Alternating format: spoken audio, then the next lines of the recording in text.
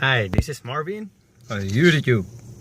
Just decided to make a video of how I fix my check engine light false MAF sensor. Recently I just changed the MAF sensor because there's a check engine light coming off. This is a 2010 Kia Optima.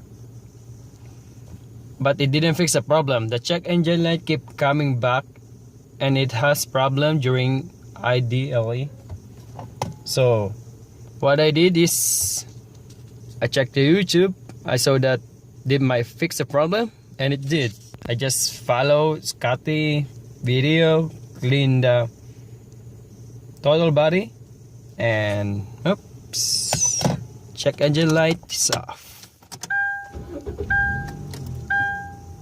And car runs better. Alright, this is my first car video. Nice to see you soon.